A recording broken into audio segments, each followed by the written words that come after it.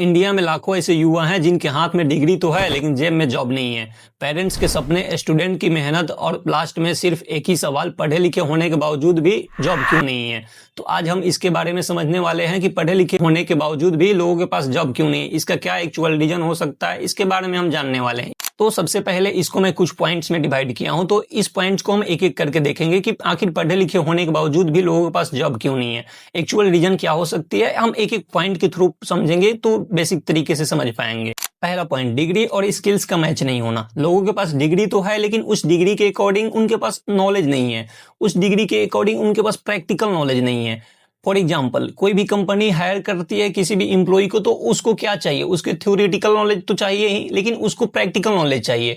अब इंजीनियर को ही देख लो, इंजीनियर को कोई कंपनी हायर करेगी तो उसको तो कोडिंग आनी चाहिए ना, प्रॉपर कोडिंग आनी चाहिए, उस बेसिस पे हायर करेगी ना।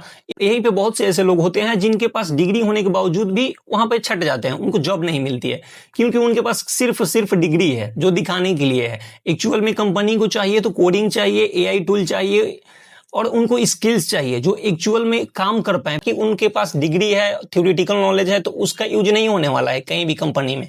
तो मेजर इशू ये भी हो सकता है डिग्री और स्किल्स का मैच नहीं होना। अब बात करते हैं सेकंड पॉइंट की, तो जॉब्स कम और लोग ज्यादा। इंडिया में डे बाई पॉपुलेशन बढ़ती जा रही है और जिस हिसाब से पॉपुलेशन इंडिया की बढ़ रही है उस हिसाब से जॉब नहीं क्रिएट हो पा रही। इंडिया में हर साल लाखों स्टूडेंट ग्रेजुएट होते हैं और उस हिसाब से ग्रेजुएशन की संख्या बढ़ती जाती है, एजुकेटेड लोगों की संख्या बढ़ती जाती है और जॉब की संख्या कम होने लगती है क्योंकि जो ऑलरेडी ग्रेजुएशन करके बैठे हुए लोग हैं उनको तो जॉब नहीं मिला और फिर से दूसरे ईयर में लोग ग्रेजुएशन करके फिर से आ गए। तो ग्रेजुएशन की संख्या, यहाँ पे एजुकेटेड लोगों की संख्या बढ़ती जाएगी और जॉब की संख्या घटती जा रही है क्योंकि न्यू जॉब तो क्रिएट हो नहीं रही, चाहे वो गवर्नमेंट सेक्टर की बात करें या फिर प्राइवेट सेक्टर की बात करें। खैर प्राइवेट सेक्टर में तो कुछ जॉब क्रिएट हो भी जा रही है आईटी फील्ड में, लेकिन गवर्नमेंट सेक्टर में नहीं सरकार कोई वैकेंसी टाइम से ला पा रही और नहीं लोग वहां पे जाकर के अपना जॉब भी ले पा रहे हैं। तो डे बाई डे और भीड़ बढ़ते ही जा रही, इसका भी एक मेन रीजन है कि जॉब कम है और लोगों की संख्या ज्यादा हो गई। और नेक्स्ट जिस पॉइंट के बारे में मैं बात करने वाला हूं, ये पॉइंट सबसे ज्यादा लोगों को बेरोजगार बनाती है। जो पॉइंट है गवर्नमेंट जॉब की चॉइस, ये बहुत बड़ा रोल निभाती है अपने देश में लोगों को बेरोजगार रखने में। इंडिया में अक्सर देखा जाता है कि बहुत से ऐसे लोग होते हैं जिनको गवर्नमेंट जॉब में ही ज्यादा इंटरेस्ट होता है और उसके लिए वो लगभग 8 साल 10 साल लगा करके उस गवर्नमेंट जॉब के लिए प्रिपरेशन करते हैं और बाई चांस उनका जॉब नहीं हुआ तो नहीं तो उनके पास वैसा कोई स्किल्स होगा उस लेवल पे जाने के बाद जिसके थ्रू वो प्राइवेट सेक्टर में जाकर जॉब ले पाए। कहीं ना कहीं एक गवर्नमेंट जॉब के चक्कर में भी लोग बहुत ज्यादा इम्पैक्टफुल होते हैं, उनको मतलब जॉब नहीं मिल पाती है तो अंततः वो क्या होंगे, वो बेरोजगार ही होंगे या फिर उनका अच्छा माइंडसेट होगा, उनके पास पैसा होगा तो वो बिजनेस स्टार्ट कर लेंगे, अदरवाइज वो बेरोजगार ही होंगे। तो ये बहुत बड़ा इश्यू है इंडिया में, गवर्नमेंट जॉब के चक्कर में लोग बहुत बेरोजगार हो जाते हैं क्योंकि जो इंसान 8 साल 10 साल लगा करके किसी एक पर्टिकुलर फील्ड में तैयारी कर रहे हैं उस चीज के लिए, उस जॉब को पाने के लिए, और सरकार की तरफ से पर ईयर वैकेंसी भी नहीं आती। यहाँ भी लोग समझनी चाहिए कि फर्स्ट अटेम्प्ट या सेकंड अटेम्प्ट में नहीं हो पा रही तो हम प्राइवेट सेक्टर की तरफ जाएं, कुछ ऐसा स्किल्स गेन करें जिसके थ्रू एक इजीली जॉब मिल पाए, जिसके थ्रू अपना लाइफ सर्वाइव कर पाए। तो लोगों को ये चीज चेंज करने की जरूरत होगी। इसका नेक्स्ट पॉइंट यह है कि नेटवर्किंग और एक्सपीरियंस की कमी। लोगों के पास डिग्री है लेकिन डिग्री के साथ साथ हमें प्रोजेक्ट पे भी काम करने की जरूरत है, इंटर्नशिप करने की भी जरूरत है। बहुत से ऐसे लोग होते हैं बस डिग्री लेकर बैठे हुए हैं, ना कोई प्रोजेक्ट कर रहे हैं और ना ही कोई इंटर्नशिप कर रहे हैं। तो डिग्री के साथ साथ हमें एक कोई एक्सपीरियंस गेन करनी होगी जिसके थ्रू हम वहां पे शोकेस कर पाए कि हम डिग्री के साथ साथ मेरे पास एक्सपीरियंस है, इतना नॉलेज है, तो वो कंपनी उसको ज्यादा प्रायोरिटी देती है क्योंकि प्राइवेट सेक्टर में ही ज्यादातर जॉब लेने की कोशिश लोगों की रहती है क्योंकि इंडिया में तो वो ऐसे भी गवर्नमेंट सेक्टर में बहुत ज्यादा कंपटीशन भी है और वैसे गवर्नमेंट वैकेंसी भी नहीं निकालती कि लोग वहां पे जाकर के अपना कम्पीट कर पाए।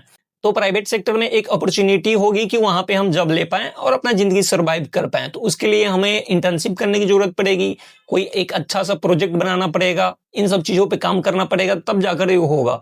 तो नेटवर्किंग और एक्सपीरियंस बहुत ज्यादा मायने रखता है एक जॉब को गेन करने के लिए, चाहे वो प्राइवेट सेक्टर में हो तो उसमें तो होता ही है, लेकिन गवर्नमेंट सेक्टर में हो तो उसमें और कंपटीशन बढ़ जाती है।